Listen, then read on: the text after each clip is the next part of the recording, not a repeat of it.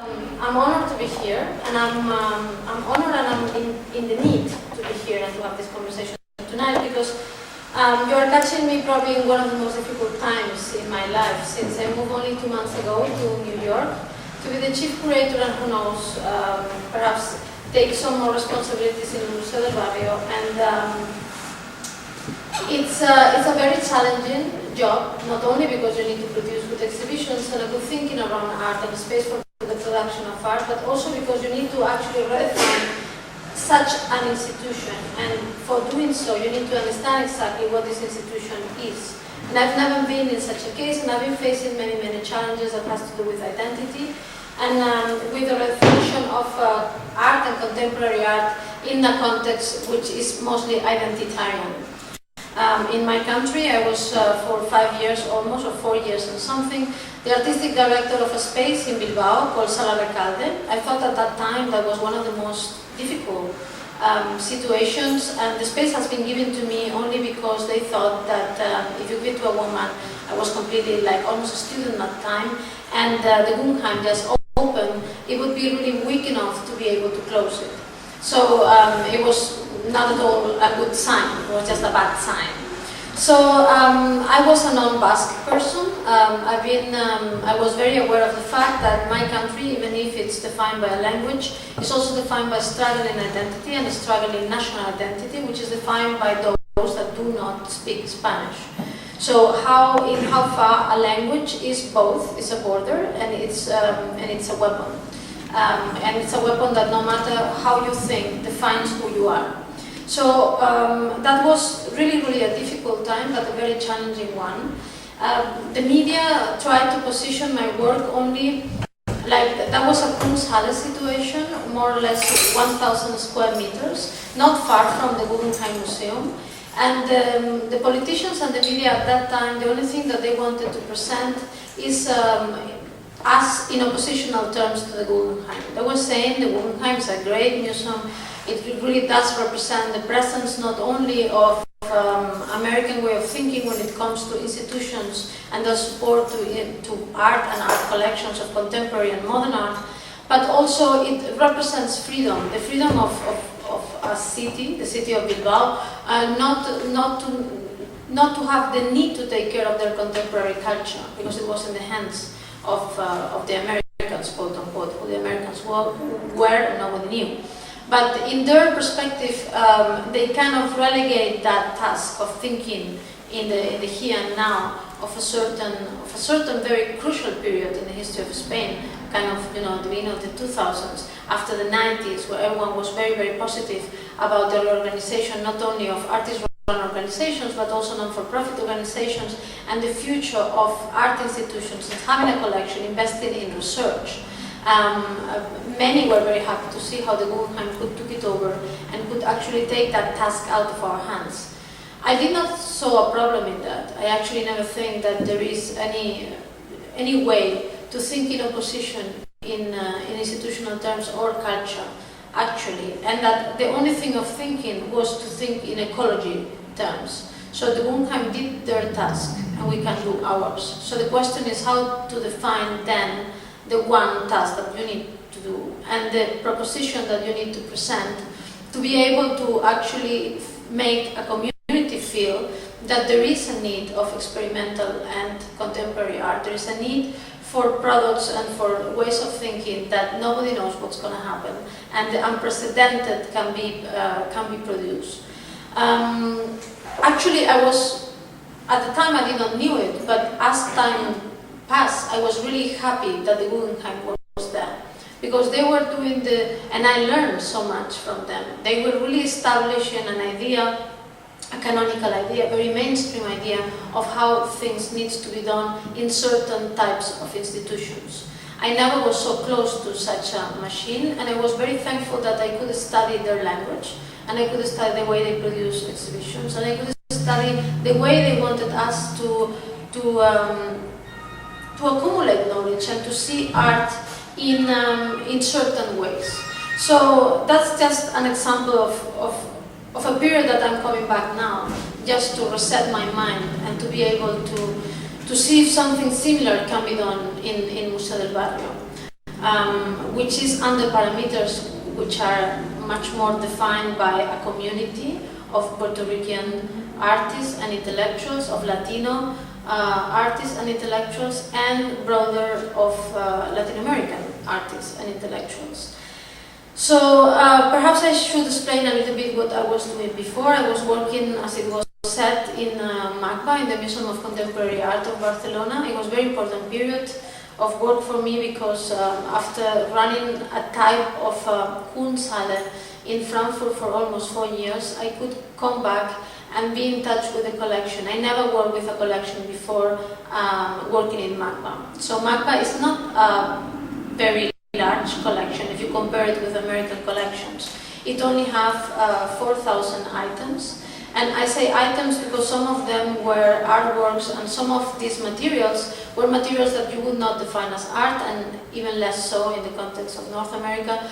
But for a community, the Barcelona and Catalan and the Spanish art community, the lack of certain artworks because of diaspora and because of the Franco regime made that all the material, like photographic archives, were of use and were actually perceived and understood as a fundamental pieces of art that did allow us to reconstruct the possibility of a modernity that it was not happening, and actually that it did happen in reverse. It did happen actually in Latin America. Latin America did have a modernity, a very, very interesting modernity, one that started in the 30s and another that actually was revitalized in the 60s and 70s. Our intellectuals, they left the country more or less in 36, 39 actually, at the end of the Civil War, and all through the 40s, and they were just keep on living. So there was almost no one of the avant-garde thinking remaining in the Spain of the 40s and 50s and 60s and 70s. So it was kind of a desert, intellectually speaking, and the only pieces and the only intellectuals that would play a major role were the artists remaining, and the artists also just growing in a new country, which was defined by a dictatorship. So the collection of MACBA, it's a very, very strange one. On the one hand, it accounts for a new modernity that did not happen in its territory, it did happen in Latin America. It accounts for this modernity, and instead of saying this is our modernity, because we cannot claim it's our modernity, not at all, it's their modernity, but it claims we need to learn from their modernity. And we need to activate that material, these many performances and many pieces of fantastic art that did happen, mostly we were looking at the 60s and 70s. We need to reactivate that material and learn from it in order to search and write our own art history according to them. So it's a reverse of the colonial exercise. Not only we were looking at them and seeing how can you could, study it and present it, but actually how would that help to write our lack and write a new art history through that. I thought that it was, for me, a very creative exercise. So I was there for 3 years, till Caroline Christoph Bakargiev, artistic director of Documenta 13, called me actually only after 6 or 7 months of getting the job at MACBA. She's a pain in the neck that is kind of still one of my best friends and my most dear ones, which is like sending me SMS while I'm talking here and really nasty emails about things I need to do for her instead giving lectures. And she said that I should definitely move back to Germany and work with her in full time, and I was refusing doing that for a certain period of time till the offer was just too good to be true, in the sense that I did have absolute freedom to float around her and be part of a really magic process of putting Documenta together. So Documenta is, on the one hand, everything and nothing. It happens every 5 years. It was starting in '55 in a really spooky provincial city of Germany called Kassel. Kassel is in Hesse, which is the region that has Frankfurt as its capital city, and it's 2 hours from Frankfurt and Frankfurt Airport and 2 hours and a half from Berlin. So it's in the middle of nowhere, but it's not really in the middle of nowhere because there is an imaginary line that really defines why Kassel is what it is, which is the border with East Germany, which is only less than 3/4 of an hour. So for that reason, to cut this city out of the rest of the territory was important, since it was too close to the other side, on the one hand, and also this city suffered one of the major destructions, apart from Dresden, that did happen after the Second World War. In 1944, not far, like I think that 8 to 9 months to the end of the war, the Allies decided to bomb the city of Kassel, leaving nothing, absolutely no stone in place. So the Frederizianum, it was supposed one of these kind of very beautiful cities of the 18th century, 17th century, 18th century Germany, like Leipzig, like Dresden, these super historical cities. But it's a city attached to, of course, to the iron industry and to the weapon industry. Not only they did produce the weapons that they were used in the Second World War, they are still producing the weapons, or parts of them, that they are used in the Afghanistan war. Because of that, they were bombed. And because of that, a major trauma did happen and run through many generations that saw that as a punishment. And it is, and it's not. But this was actually what was our idea of articulating Documenta in 2013, was actually to understand the idea of destruction, or the idea of collapse, more than destruction. Destruction is material, collapse is also psychological, and it could be also mental. So the idea of total collapse of a system and its potential recovery. How can we actually recover it? So it was primordial to us to start working very close together with artists, and at the time that Caroline interviewed me and asked me what does interest you in this particular moment of your career, what are you doing, what are you thinking about, my answer was, what I am really looking at right now is at ceramics. So she said, what?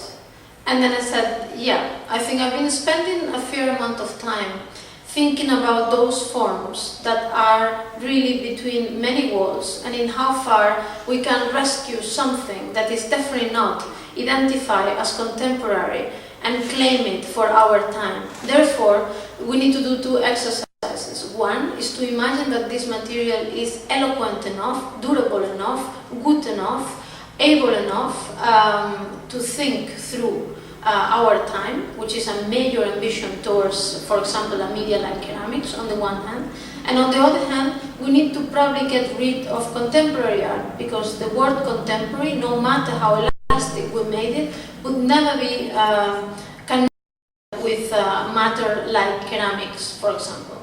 And then she was asking me, why do you think so? And I said, well, I think so because I do think that, first of all, the term contemporary, it's something that has been coined after the Second World War. Before, nobody did talk about the contemporary. It kind of goes into the wave of Henri Faucillon and this idea of dividing time in eras. Now, the era of the medieval, the era of the modern, the era of the contemporary. But it's kind of hangover, if you want, of industrial revolution. I think the contemporary, it defines a relationship with time that has to do with the here and now in a really short span. Like an idea that you actually can understand and perceive your time and then act on it, and then it would escape you again, and then you would just try to catch it again, and again you would be contemporary. And every time that you do this exercise of trying to catch something and define your life through it, and the questions that define your time through it, then it is contemporary. And the contemporary is something which is not the present and not the future. It's some kind of in-betweenness. But it's really, really kind of a very limited category of thinking. So we were having like lots of discussions, and I'm saying that because this is exactly the kind of background that I have in my mind to think about how to do a Latino and Latin American museum. So what is this? It's just a showcase where we show Latino and Latin American art, and then we go to sleep and everything is fine because we really accomplish our mission of showing those that do, and of presenting it in a way that is kind of telling, and it actually contributes to the writing of our history, understanding that we already know what our history is and how can it be written, or we actually need to complicate our lives a little bit more. That's a little bit my problem. I complicate my life quite a lot. So I started to have this series of conversations with Caroline, and then I came across a really interesting text of Bioy Casares talking about Borges. So Bioy Casares, that was actually having dinner with Borges almost every night. As you know, Borges was blind, so not only the wife was reading to him, but also Bioy was in the habit of reading his own writing to Borges. And Bioy did some kind of a strange interview among friends, one to the other. So Bioy asked him, what's the future of the novel? And then Borges said, definitely, without doubt, the future of the novel is going to be the detective novel. And it's really funny, because perhaps in North America it's not such a boom, but 5 to 6 years, Mankell and all these writers coming from the Scandinavian just completely overflow the European market and perception of reading with a new wave of detective-based kind of writing. So Borges said the detective novel is really kind of the coming out of the crisis of the novel as being the writing of a project that is embedded into the bourgeois thinking and of the grand narrative. He said that in a detective novel there is a crime, and we are all experiencing the crime after it happened, and then we are all part of that inquiry into something that we know it did happen, somebody did it, or something did happen. But actually, there is no way for the reader to prove who did it or what happened. And the only thing that you can produce as a writer is something which is crucial, which are the clues. So Borges said, we do have a real problem with origin, and we do have a real problem with heritage. And one cheesy but interesting, eloquent way of dealing with it is the production of a new theory of mystery. Mystery is necessary. We need to preserve the secret. So the detective novel is a kind of undercover new theory about the fact that we need a core, but you cannot call it essence. But you need something that needs to be preserved, and you can call it mystery. And the only way to approach it cannot be that you reclaim it. You cannot say, oh, I am that essence, or it belongs to me. The only way that you can actually approach that relationship that you have with the mystery, with this thing that needs to be kept, is the production of clues. So I thought that it was really intelligent of both Casares and Borges to think that way and to be so abstract, but on the other hand, so direct to something that all of you and me in this room, we exactly know what they're talking about. So for the case of Documenta, since you have 5 years to work towards an exhibition, I decided with Caroline that the Documenta, we declare the exhibition in itself is a secret, because you are expecting it, but till it happens, it cannot happen. This relationship with an exhibition, it was a quite radical one, because it implied that actually first we needed a PR, and then that would not go crazy. So I don't know how many people from the press officers did resign in talking to us, saying there's no way to understand what you are saying, and I cannot convey to the press whatsoever, and they're gonna think that you both are crazy, so please give me a statement. And then I was like, Caroline and I were saying, like, there's no statement. And then of course it came the humongous pressure about give me the artist list. Because respect presence. Do you really respect the presence, first, of other fellow artists, and second, of those that are the members of the audience? You really need that. So we are. And then Caroline started that fantastic talk all the time, talking about advanced digital age. Like Faucillon was talking about the middle age, and about the modern age, she was talking about the advanced digital age. So she said that in the advanced digital age, it was very important exactly to block those mechanisms that they think they define expectation, and they also define proficiency. You are curators. You are dealing with an exhibition, you have a certain responsibility versus the public opinion, give me the list. So we did not give the list, But what we gave was something for us very important, and I think it proved very important for everyone at the end, which was the production of 100 notebooks. So we needed to produce clues, because you need to present artistic thinking, and artistic thinking is actually artistic research. And artistic research it is not meaning that the artists are going to archives and digging archival material to just produce a work about something. But artistic research, it actually means that you need to think through matter, whatever the matter of your work is. And you need actually to think through time. And the ways artists to think through matter and think through time are really intricate. And they are sending the thinking very far away to come later on to very concrete things, like artworks, for example. So we produced these 100 notebooks, and these 100 notebooks were, of course, produced, most of them, by artists in the exhibition. Nobody of the press ever thought that they could just take it as the artist list. Don't ask me why, but when they saw artists writing, or the list was not announced as a list, it was not a list. So it's really interesting. Perhaps they thought that there is materials, or there is some kind of performatic project, and then you cannot take it as the real list. It's not authorized by the curators. But we started kind of departing from obsessions that every one of us did have.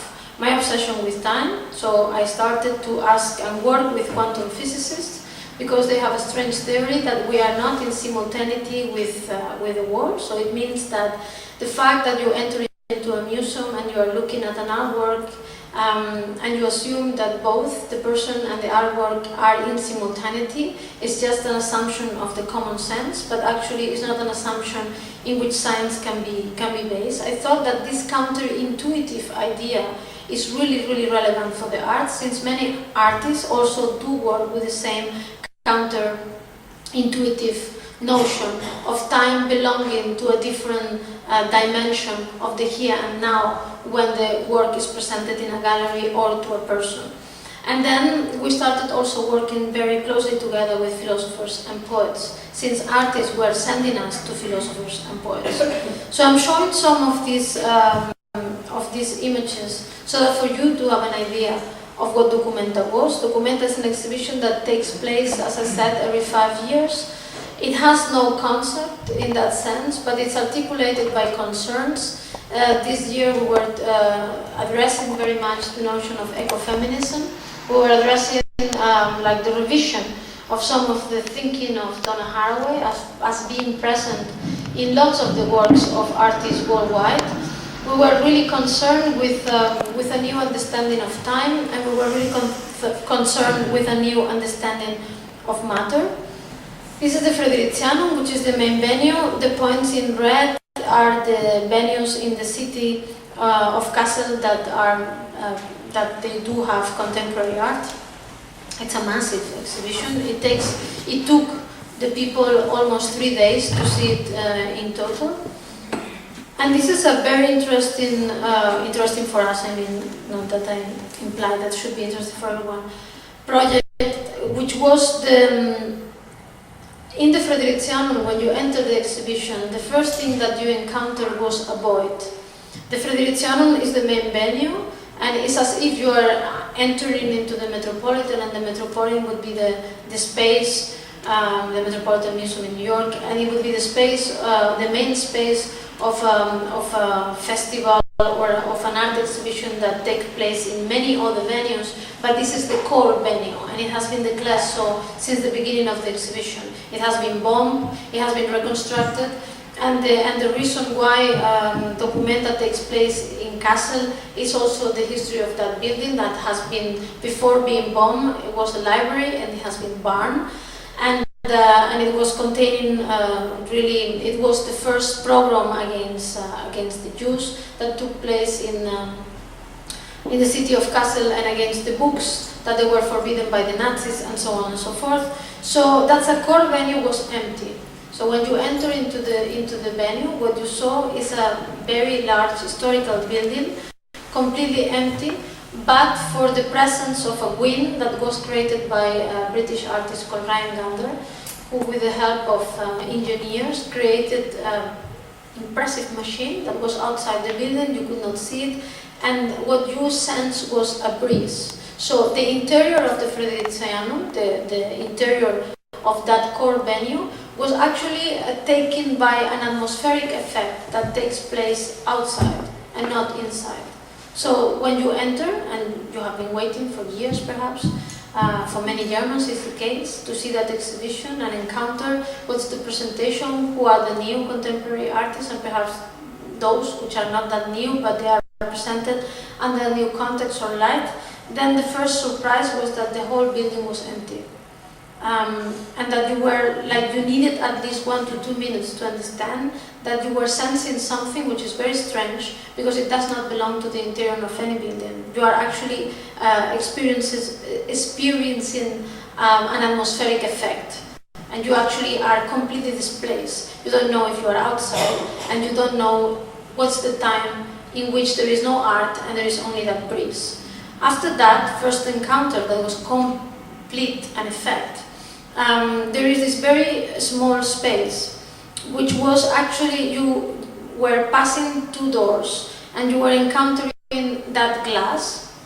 You could not enter the space frontally, you needed to figure out how to access it. And in that glass, it was a series of paintings by Morandi, which are, this is the Morandis. And a series of objects that actually do not belong to any contemporary time at all. Which it was a strange collection of anachronism. I'm not going to go into it. There's many reasons and many things to explain why it was so important to put Morandi.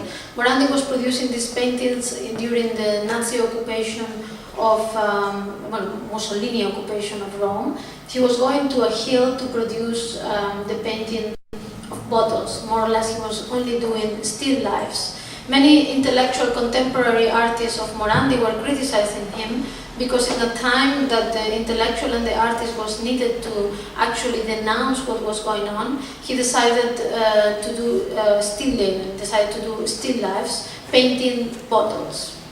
It's interesting.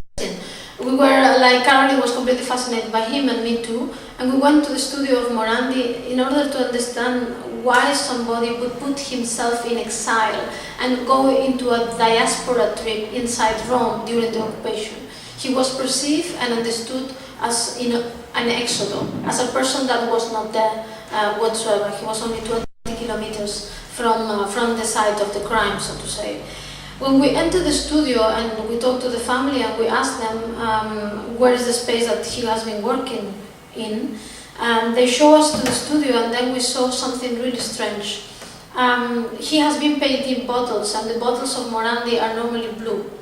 The normal common thinking would tell you that you have a bottle in front of you, perhaps you copy the bottle, you do a still life, and then you just paint it blue. And that the blue belongs to painting, the blue is fiction. The bottle is real, and the space of the painting is fictional again, but it corresponds with the space of the studio.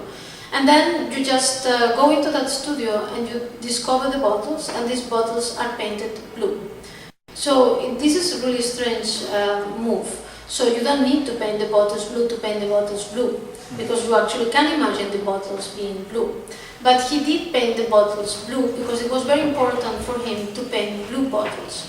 So it means that actually the bottles, which are exactly the same as all the individuals that were occupying Rome, and there is no way to distinguish those which are Nazis, those that are not Nazis, because the only thing that distinguishes them are the actions. Like every bottle is a bottle, there is a tautology in the fact that every individuum is an individuum, and there is no way to presuppose that it's a criminal before it is a criminal. He was actually saying that only this layer of color did distinguish the fictional bottle from the real bottle that wanted to be a fictional bottle, as he wanted to be a fictional individual in a situation where it was impossible to be a real individual, because to be political was actually to be that small layer of blue color on a bottle. So, and we proceed with taking, that's my obsession with clay. I went to Paraguay And in Paraguay, there is the most amazing museum I've ever seen in my life, which is called Museo del Barrio. Not del Barrio, so del Barro, clay museum.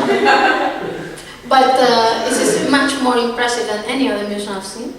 And the museum is the work of 3 artists, one of them a friend of mine, which is Ticio Escobar, at that time was the Minister of Culture of Paraguay, and Ticio and these 2 other artists, they were putting together an immense collection of indigenous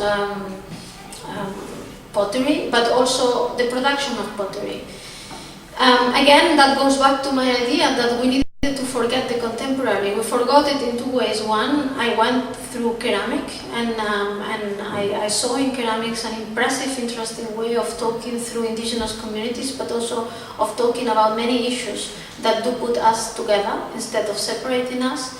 And the second exercise we did to talk or to forget about the contemporary is to do and produce an exhibition of contemporary art in a non-contemporary or impossible venue such as Kabul.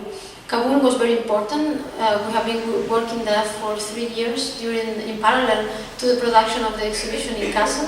And in Kabul there is no contemporary art. There is no contemporary art because there is nobody that can perceive it as contemporary. There is also almost no open space for the reading of the contemporariness of art.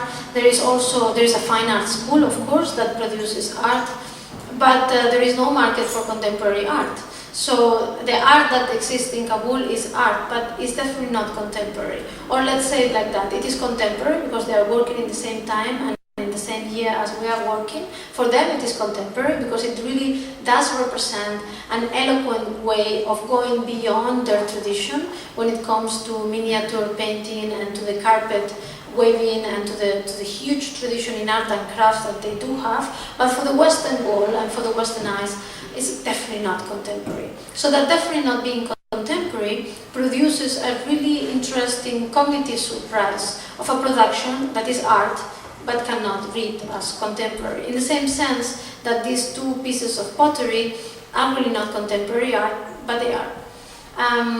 Like these 2 artists, one the mother, which is 85 now, and the daughter, which is 64, are producing these types of pottery since at least 20 to 30 years, nobody knows with exactitude, and they are supposed to be pots for domestic use in Paraguay, but since many years they decided to do these figures that they do not have orifices and they actually cannot serve as bases or as plates. So if you ask Juana and Julia what are they say we are clearly artists.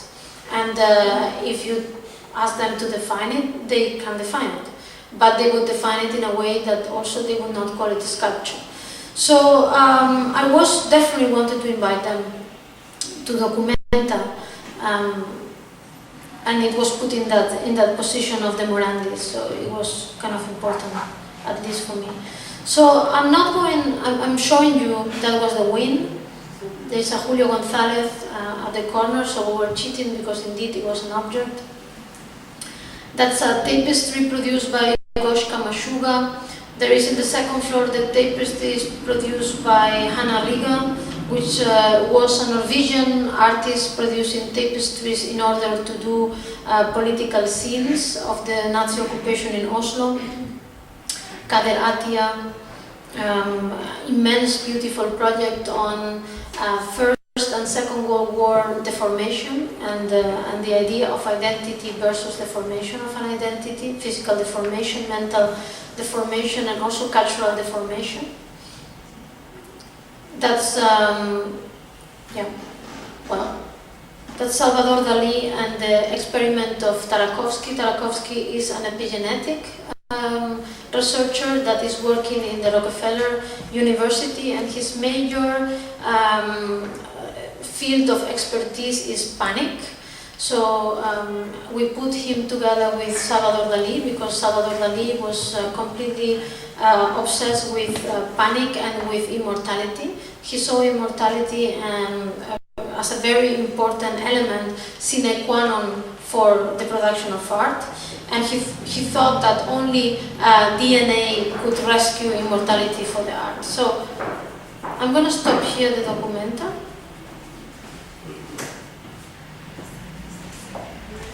I just wanted to make you familiar with a way of thinking. It's not about seeing the slides and that you see the artists or know them. It's also not important to say that Documenta is big or small. What is really important is to understand the set of mind that brought me to really wanted to be in Museo del Barrio. So on the one, like, if I say that in public, people is gonna misunderstand me. I say that this is not a museum of contemporary art. But this is a really good news, that it's not a museum for contemporary art, that anyhow can, like no other institution, perhaps address the contemporariness of our time like nobody else. So there is no way of exclusion in between these two terms. I also thought that Museo del Barrio was a very, very unique institution, and I do not know any other institution of the same characteristics. On the one hand, it's run by the word Museo, that everyone is very proud of, and it refers to memory, it refers to heritage, it refers to collection, it refers to a will of being included, of writing our history, of claiming, of being legitimized as an artist, of providing a space for doing so, of providing the exercise of research for doing so. And on the other hand, it has the other part, which is Barrio, that many people feel less comfortable with. And even there is some people that question the name Barrio all the time because they think that it points towards a localism or towards a petitesse in the way of understanding the mission that is not what the times require. But I did accept the job actually because of the second part and not the first part of the title. So I do think that Barrio is a really, really interesting category. And also I do think what makes that museum really interesting is not that it is a museum, because there is many, many museums. And there is many museums that can actually do what they claim that they can do, which is research and rewrite our history, collect and situate the work and the production of contemporary and non-contemporary art in a way that makes it understandable and part of a canon that is normally written by bigger institutions. Those are many, but there are very few that actually do come, or they are created, or they are originated from a grassroots organization. So Museo del Barrio was grounded in 1968 by artists, and these artists are really special people because they were part of the civil rights movement of the Puerto Rican community that was inhabiting El Barrio at that time, which is East Harlem. And they thought that only if they would succeed in defining cultural and artistic identity, they would succeed in defining civil rights, justice, and equity. In that sense, one could claim that Museo del Barrio is a really interesting exercise in both, an exercise in claiming heritage and rewriting a new idea of what heritage is and identity is on the one hand, and on the other, producing a vocabulary of democracy, taking into account the drive and the energy that is originated in the street. So if there is something really non-global, is Barrio. But in being non-global, we also are facing a very positive notion, because we are facing cosmology. So one can say that Barrio does define is giving us an opportunity of defining a new cosmopolitanism. It means a new way of connecting internationally, as the avant-gardes used to do. Like they did connect artist communities with artist communities in a transnational way, so then we call it international. And it's a cosmology and it's a cosmopolitanism, because the way of connecting it is based in a particular view of the cosmos, in a particular Weltanschauung, a particular understanding of the world that is coming from its foundation, and this foundation is that grassroots organization and an energy that is produced by artists, and mostly by artists. So El Museo has a collection of almost 8,000 pieces, and this collection is a really, really interesting one because it has over 300 objects of the Taíno culture, so pre-Columbian art, and then it kind of variates into modern and after modern 70s, 60s practices. And And it's kind of inconsequent, because it's the product and the result of acquisitions on the one hand, but also of presence and acquisition through the interchange with artists. So it's not a collection that is the result of a clear iron policy of the history that needs to be written, but it's actually the material which is creating a strange text already, that instead of making for us impossible to retell the history of a certain period, is giving us the freedom to tell that history with categories and with notions that perhaps we never imagined before. So it is, in that sense, a real challenge.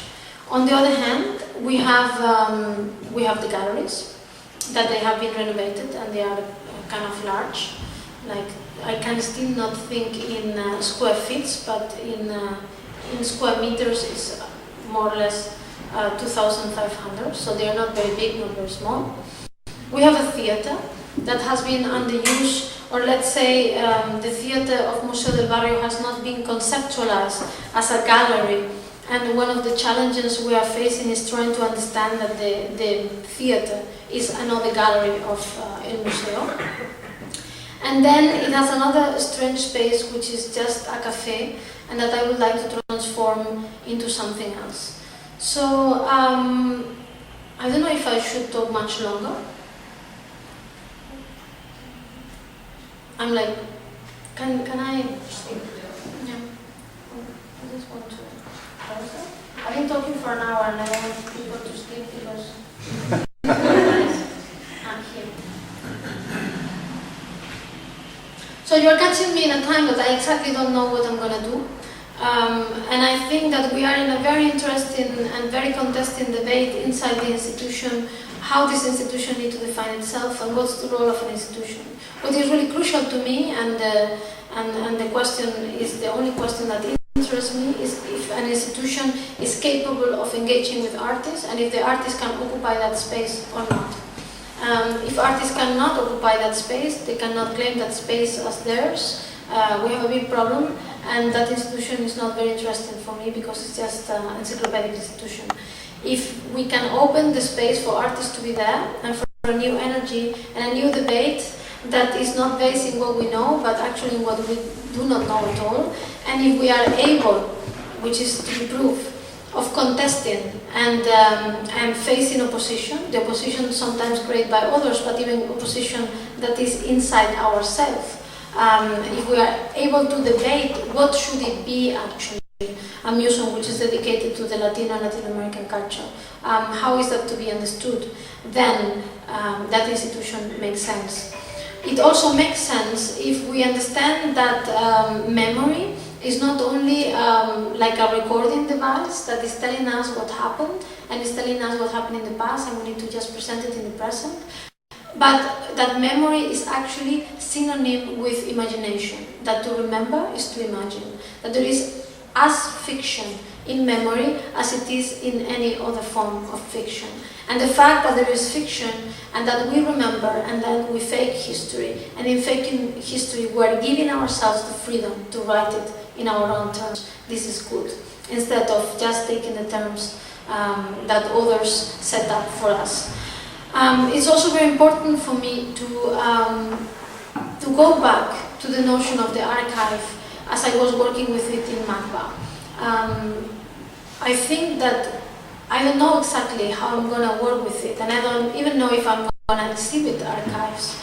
But it is really important to go through that short memory. I think it was very, very surprising and beautiful to me to see how in the late 60s to the 70s, these artists that were part of the civil rights movement, they were giving themselves commissions. They were assigned themselves tasks. And one of the tasks that they assigned themselves was to produce photographic portfolios.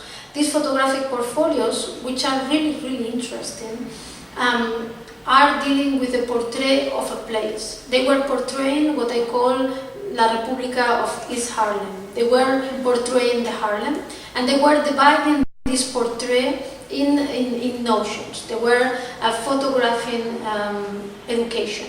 They were photographing work. they were photographing fun. They were trying to capture with the camera not the realism and the kind of being the new study kind of perception of the place. It's actually capturing things that you cannot capture with a photograph, but it is captured there. So during 1 year or two, they were just going through the neighborhood and producing this kind of material. Together with many other people that were photographing the Harlem, but they were not understanding these photographies as art, they were understanding it as just the recording of a time. This other material is in Hunter College, in a fantastic archive that I'm just learning to know, which is called A la Izquierda, and it's an archive of left-wing practices and ideas and movements in the Harlem of that time. This is a very local case study, but doesn't matter that it's Harlem, because it has been replicated many times, and every time it gets replicated, we get to learn something out of it. So the question is how this material can be used, and with what should we put it in relationship with. As I am just working every day in producing the program for 3 years, in thinking how can you create public program that actually transforms in a brain, how can you connect things that are not directly related to visual arts only, but sometimes you really need to know that the vaccination for malaria, the first synthetic vaccination for malaria has been produced in Bogotá, and it's produced by Eduardo Patarroyo, and Eduardo Patarroyo is a major person in understanding the relationship between culture and immunology. And sometimes perhaps we need to just create a sense of a community that goes beyond the notion of the visual and connect with those that are producing a thinking that contributes, and then put this thinking together with artists and produce a community of intellectuals. A community of intellectuals that does not mean that it's excluding anybody, because it's not perhaps the language that I want to use. But the question is, how can we put production of matter and ideas together to produce a different imagination of the politics, but also different imagination of the role that culture and art plays, which is not only a showroom in it, or like a pop-up store, where every exhibition is sometimes like an anecdotal event that is social and important, but actually one senses it has no relevance beyond it. So how can we fit this event with a real sense of thinking? And a thinking that I'm not rational. It's not because I'm obsessed with reading and I love philosophy, but a thinking that happens through the skin. A thinking that is the thinking when you enter into a space and you know this space does challenge you. So this is thinking. So I am using something, and I share it here with you to learn. I have no idea what I'm going to do with that. This is a project that I deeply admire. It's a performance that has been put together by Jacobo Borges. Jacobo is a painter of Venezuela. And he was part of the Techo de la Ballena, which was a collective in Caracas that was active during the mid and late 60s. And then he was commissioned by Inocencio Palacios in '66 to do a public art work together with the municipality and the government of Caracas and Venezuela. And that commission was to celebrate 400 years of the history of the city of Caracas. The performance was called Imagen de Caracas. And he worked on it for 2 years with 20 other artists. And they create something which is really interesting, because in its eventfulness, in the fact that it came and it went, it did not last long. It resembles the structure of the Instituto Torcuato Di Tella, for example, in Argentina. But this thing is really advanced in their imagination of the representation of the politics. With the scaffolding, they did a very, very complex, almost octagonal structure in the city center of Caracas. It's very difficult, the pictures, but you can see everything is a scaffolding, and the scaffolding creates a theater that's very Brechtian. It does not have a stage where people is performing from, but the stage is everything. So there is only that bomb, that inside space. In that inside space, they situated 28 35 millimeter projectors, so cinema projectors. And during 2 years, they were filming with the army, mostly, of Venezuela, a film about the two most important moments in the history of the country, the Spanish colonization and the independence process, and the time after independence. They were able to film with the army because, of course, they were supposed to produce a commission, a big public artwork to celebrate the 400 years of the city of Caracas. So the government and the municipality put the army to their disposition, thinking that they are producing a parade. So what else could they be producing?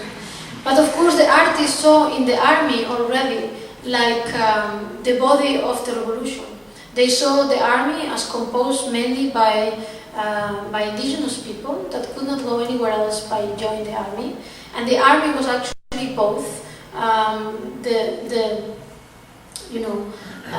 the instrument of the power, and already those that suffer under the same power, and the ones that were embodying the history of Caracas and Venezuela better than anybody else. So they produced over 210 hours of footage, and they kind of almost unedited. They were just shooting it at the people with experimental music of an amazing guy that was doing electronic music at the moment. Did study with people like Stockhausen in Germany, just came back to Caracas, and this kind of cinematic opera did have that soundtrack composed live. It was both speakers and live music playing that script. And you can see the structure, the light, the people was seated watching something that was fragmented all the time. That's impossible to get any total idea of anything. There's also no narrative, there is faces, there is scenes.